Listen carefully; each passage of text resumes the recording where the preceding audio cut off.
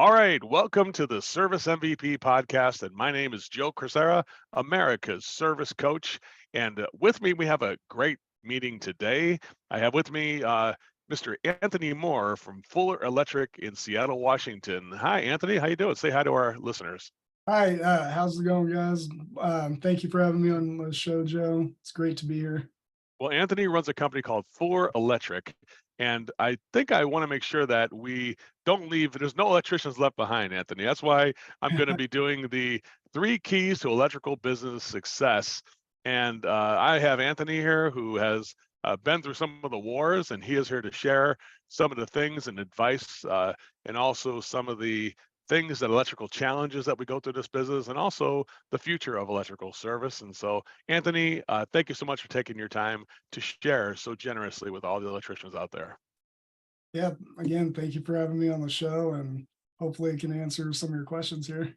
Well, I think you're going to do great. Just speak the truth, and it's always easy to remember, Anthony, as they say. So, Yeah, Anthony, why don't we start by just saying about yourself and Fuller Electric and how it got started, and just give us a little thumbnail about who you are and what's in your heart when you serve your community, if you don't mind.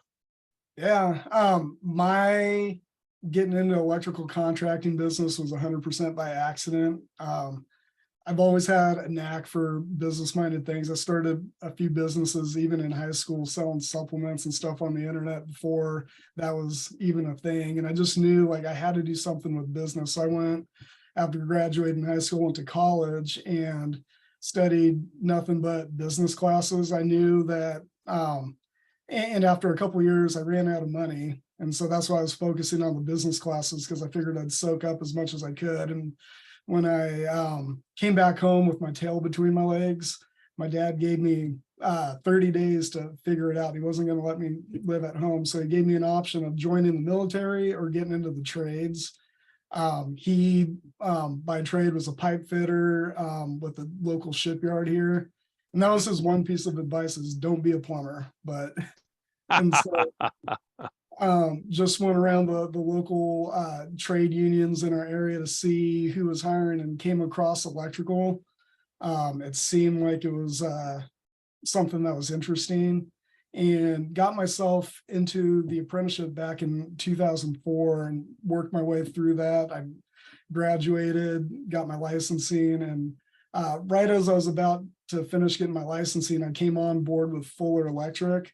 The husband and wife owner at the time brought me on, teaching me estimating. I was kind of moonlighting for them, working the day for another contractor in the area, and they brought me in under the wing to kind of teach me the ins and outs of the business. So after I landed our first job with them, that was about the time when I was like, they just said, come on board. Yeah, we eat what we kill here. And so took it on from an estimator to a project manager. And fast forward to now, the husband and wife, they wanted to retire and get out of the business. And so just kind of talking things over with my wife, she has a knack for business as well. And looking at things, she said, hey, I think we can take what they've built since 1990 and run with it and build upon their good name and reputation. And so back in 21, we decided to buy the company. So Amanda, she's our president and owner, and I'm still our operations director, which just means I wear lots of hats, including the janitor hats from time to time. So. Well, it sounds like a familiar story. I would like to give Amanda more special credit for being a great leader and keeping the team on track. I mean, it's no small challenge. Maybe that is one of the challenges you want to talk about a little bit later here. But Anthony, going through every phase of the business, from an apprentice to an estimator to just getting involved with every part of it, even answering the phones and things like that. If you had an electrical contractor starting out, what is one piece of advice you would give a person just starting out in this business? Because a lot of electricians probably get that entrepreneurial seizure, I call it, and they want to go into business. What is something that you would give them advice about when you're getting started, if you don't mind? Yeah, I mean, there's a lot of the basics like doing your due diligence, making sure you figure out what all your local laws and licensing and insurance and bonding, if your state requires that. There's a lot of technical nuance for the electrical contracting business in a lot of states. I know some states you might not need a license, or they make that bar pretty low, but just doing your own due diligence with that. But what I think one of the most overlooked secrets for people starting out is really leveraging their vendor relationships. So when you're just getting started out, you don't have any credit, no one knows you a lot of the times, and just like really work in that relationship, because you can not only get better pricing sometimes, but where a lot of the suppliers, at least in our area, shine is in delivery and logistics. Like that's what they're experts in, is making sure you get the right products and making sure they stock it and everything. And some of the better ones in our area do what's called, we call it VMI, so vendor managed inventory. So that helps with your cash flow too. So you're not paying for product up front, and you're able to pay for it as you consume material, which that's a huge game changer, having someone else manage that. And especially we're a small business, we got a head count of 10 here. And it's one of those things where you can offload some of these specialties to other people that like, that's what they do. It's one of those force multipliers for you. Yeah, that can take a big bite out of your hide. The inventory management, it could take 2 full-time employees, and I agree with you. It takes I think we have to look at it like, who can I go take from vendor to partner? And certainly I say the same thing about service MVP. I don't want to be looked at as just a vendor. I want to be looked at as a partner in the business. And Yep. I always say I feel like I want you to feel like I have an office there. I just don't have real estate. Make sense? Yeah, if I could share a quick story, like prior owners, I remember, we'd scrutinize material pricing, and it's like, oh, this guy, we could save 20 cents here and $1 a box here and this and that. But then the service is horrible, and like they might send out the wrong product, or they might send it late or whatever, not really what you need. And it's like, is it really worth the time monkeying around trying to save a few cents when, if you're dealing with someone who provides high quality service, gets you what you need, and hits all the other markers there. And so that was one of the things that we learned, is sometimes it's not 100% about the price. Usually it's not about the price, it's about the service you get behind what you're buying. Yeah, I think isn't it ironic that people who sell a service don't even think about that when they purchase one? Like they think Right. of it as a parts company, don't think of it as it's a service company that provides parts. Makes sense? So I think that's what we have to look at. What kind of service am I getting? Because that just a little bit of service that you get can save you hundreds of thousands of dollars in a year. Is that correct, Anthony? Would you? That's Oh correct? yeah, absolutely. Like I see this a lot where guys are trying to save 10 cents, or they spend $1 to save 10 cents type of thing. And their time as business owners can be better spent elsewhere doing other things that are adding value to the business, not nickel and dime and everything. And one of the other pieces of advice I want to give someone just starting out too is just building your network of mentors and coaches. There's a lot of people out there, different Facebook groups and whatnot, and a lot of successful entrepreneurs out there that have been there, done that. You don't necessarily have to figure this all out. There's people out there that have the answer. Might have to pay for the answer, but that short circuits years and years of pain and struggle, and that kind of distilled knowledge learned from other people that are better than you in other areas, seeking those people out as early as you can and not being afraid to implement their advice. That's really great advice. And Anthony, I always say that I think it's a really good relationship when you have a mentor or somebody who's been down a certain road before that would save you tons of time. But I think it's also important that those mentors are able to listen to you a little more clearly too, because I think sometimes us mentors get something, we learn something, although I know you're investing in us, but nonetheless, I think somebody who can listen to you and even learn from some of the things you're going through, I think that's really a relationship that kind of creates a complementary relationship where both parties are being more successful because of it. What do you feel about that? Yeah, no, absolutely. Steve Jobs, when he was still around and heading up Apple, that was one of the things he was famous for, is having this competing ideas that the boss doesn't necessarily always have the best idea. And at the end of the day, whatever moves the business forward is ultimately the best, and not being afraid to challenge the status quo. Like, yeah, conventional wisdom may say one thing, but hey, have we really put some thought behind why? Because as contractors, we like a lot of the same. If it's been done a certain way for the past 5 years, it's comfortable. And a lot of people get in that rut, and not being afraid to challenge that status quo. And it's not even coming from a place of like being argumentative. It's kind of like what you're saying. It's coming from this place of trying to learn, both sides of the equation, and trying to move the ball forward with, the best idea wins type of thing. I think we challenge assumptions. That to me is a good Yeah. mentoring relationship where everybody is challenging each other's assumptions, and it turns out with the best idea emerges out of the whole thing. Anthony, let's move on to point number 2, which is you would be uniquely qualified to tell us about some of the challenges that are in the electrical service business. Could you go ahead and give us some of the thumbnail challenges or thing? I know you could probably go on for a day on this, but go ahead and just give us some of the highlights of the challenges electricians face on the road to success. Yeah, let me grab my laundry list here. Hold on one second. Right. Whittle it down a little bit. Uh, I mean, obviously there's like a rise in material pricing, labor shortage, et cetera. So what the government has said, the electrical contracting business is supposed to grow. Like, we need another 10% more workforce, which that equates to about over 1 million electricians, believe it or not, within the next, I want to say it's like in the next 5 to 6 years, to meet the growing demand for all the different new technologies that are coming out and about. And so along with that, we got an aging workforce. That the average electrician is over the age of like 45, 50 years old. And a lot of them, they're taking that knowledge with them. And so one of the challenges that I see is being able to bottle that knowledge and bottle those best practices, and be able to pass that down to a younger workforce, who may not have that experience. I think that's true. I think with the changing scope of the way what it takes to be a tradesperson is definitely different today than it was back when probably you and I, when I was younger.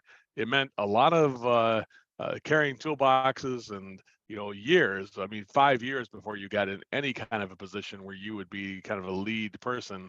But I think today I see the challenges because of that labor shortage is to how do you fast forward the experience of somebody but still maintain that quality? I mean, could you speak on that a little bit? Because electricians are famous for being meticulous tradesmen who want to get everything perfect. Is that perfectionist in a way? Does that am I summing that up? And there could be a challenge with that. Trying to be perfect is definitely a nice idea, but sometimes we're only human. We can all fall short. Tell us about a little bit about the striving for perfection on electrical service people's part, and how you can bridge that gap between 1 million people needed and getting people more rapidly going the right way. Tell us about that a little bit. Honestly, like, I think the only way that we'd be able to meet that demand is by training from within. There's not enough electricians out there to make more electricians. So leaning on people outside of the industry and their expertise, and figuring out ways to short circuit that path for learning and training, that's kind of key. But, and to your point, you're right. Electricians, a lot of the good tradesmen, they tend to be perfectionists. And just as a general statement, on a side note to that, is a lot of them don't like to read directions. This is what they've been shown. This is how their journeyman taught them how to do something. And a lot of times the instructions get thrown out the door. And so, and sometimes that will lead to like rushed installations. And so what I tell folks is, you know, that stack of papers inside of the electrical panel that you just tossed, or whatever the new thing that they're putting in is, and yeah, like, those instructions matter and those little details matter, because just because you've installed a product 1,000 times doesn't mean, like the new product that's come out. You might be better than most at it, but just being open to additional instruction but yeah, to your earlier point, as far as meeting that rising demand, I think the contractors that are focusing on training, not just from like a safety and technical perspective, but being able to communicate their value to their clients, those are the ones that are going to be winning and meeting that rising demand. Yeah, and then I think diversity. I mean, I just put this out there, but I think electrical professionals. I think there was a certain prototype, and I think that's one of the. I think it's one of the opportunities. There's challenges, but there's also the opportunity because there's a ton of people who could qualify to be an electrical professional because it is a lot more of using the brain. Hey, I'm not saying that being a plumber isn't using a brain or HVAC tech, but definitely, I think there's a lot of between the tools that are available to people. It's not a lot of heavy lifting. Let's put it that way. It's more of a thinking man's job, or thinking person's job, I should say, to be more diverse. But I think that's the opportunity I see is the diversity. What do you think about that? Yeah, no, absolutely. That was one of the things that, again, I didn't have a construction background at all and just kind of happened into electrical work and working on new construction jobs around other trades, seeing that, yeah, no, electrical is more for those who have good critical thinking skills that are able to solve problems. That's kind of the skill set that people who are getting into electrical, that's where they flourish. So Yeah, people who don't get frustrated with problems, they get turned on by solving problems. That's really the kind of person who works best in this business I've seen. they actually did a study, several studies for high school students coming up and graduating, that only about, it's like 15% are interested in construction and the trades, and the remainder of them, the majority, 75-80% plus, are looking more into like the technology sector. And that's one of those misconceptions with electrical, is like it's closer to a tech job than you would expect, like at face value. And to your point of like being able to use those critical thinking skills, solving problems and coming up with solutions. Well, you brought up the next subject, the final subject here. Thank you for great transition, which is the future. Tell us a little bit what you see. I know you're not a futurist per se, or nobody can predict the future, but go ahead and tell us about what you think are some of the opportunities that exist for the future of electrical service professionals, if you don't mind. Yeah, I mean, my crystal ball only goes to this Friday, so I'll take my stab at that one. Um, there's a huge opportunity just in an industry shift to clean clean technology. So solar systems, electrical vehicle chargers. They're anticipating, more EV chargers being installed than any other type of electrical project that you can think of. And then also the underlying distribution for that. So this gets even beyond an electrician. This gets into like the people that take care of the power lines, linemen and stuff, to be able to support all that infrastructure. So the government's already made it clear that's one of their priorities, is to electrify America with electrical vehicles. So that's one of those low hanging fruits and a huge opportunity for people coming out and what's going to be coming out in the years to come. I'd say like smart lighting systems, people are wanting the connected home. So everything, and that caters to like people's convenience. They just want their home to work for them, whether that's lighting, heating, cooling, and stuff like that. They're actually making electrical panels now that are smart enough that do the troubleshooting for you almost, and being able to balance loads of, okay, I'm charging power during the day, I'm gonna hold on to that when I need to charge my vehicle at night, sort of thing. So there's a lot of technology that's being built out, again, like more or less for the electrical vehicle industry. Yeah, power storage systems that'll be on demand storage, storing it up when you are not using it at peak, and then using the storage power. I mean, I can see that. That's the thing about it, right? It seems like it's a complex subject, because I can see that. I think in the future, I do see us consuming more electrical solutions on everything. Yeah. However, I do feel those solutions are more efficient. So we don't necessarily, although we do need the distribution of power to different things, and it's going to create more opportunities there. I also see that the efficiency of that power, especially in places like Seattle or Los Angeles or any big city, to make sure that we don't have to use the city's power and we can kind of generate some of our own power. I think that's one of the things that kind of is one of those things that create opportunity on one end and also create consumer benefits on the other by being able to save that money. Make sense? What do you think of that? Yeah, yeah, absolutely. It's one of those things where it'll be more cost effective for folks to be able to generate their own power, store it for themselves, use it when they need it, than the large power companies out there stringing more distribution lines or trying to create more capacity to, like with coal or water or wind farms. It'll be more cost efficient for people to do it in their local communities. Well, one thing I know for sure is that if there is going to be future opportunities to find solutions that the average electrician wouldn't see, I do know that Fuller Electric is definitely there to look into those and to dive in to research those. Anthony, how much time do you put into trying to find new opportunities for for Fuller for the customers of Fuller Electric? How much time do you put into that? Some people like working on cars, some people keep up with sports. Like I said in the beginning, is I really love technology, and that's been kind of like my side passion to electrical contracting. If I was an electrician, I probably would be a programmer. And as far as like the amount of time, anytime that I'm not at work, I'm uh on the internet, blogs, Facebook groups.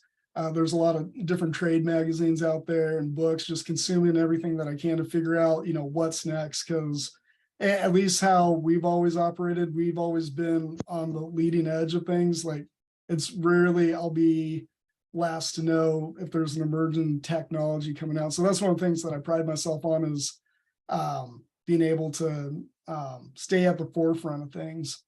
Yeah, I think that does create that, because really that's what is this to me, one of the secrets of electrical business success is mastering solutions that the average electrician or average person wouldn't think that electrical contractors or electrical professionals would do. They're like surprising people with solutions that they just didn't think.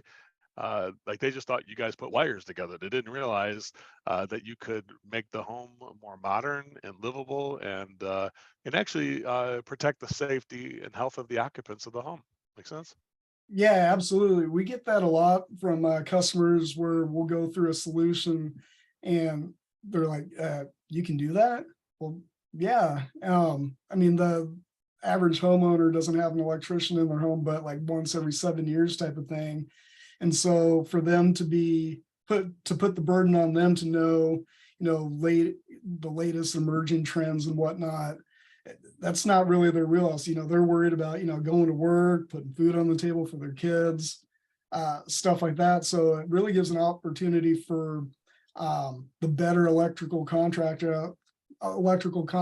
out there to shine, to, stay on the forefront so you can educate your customer and bring those solutions to them.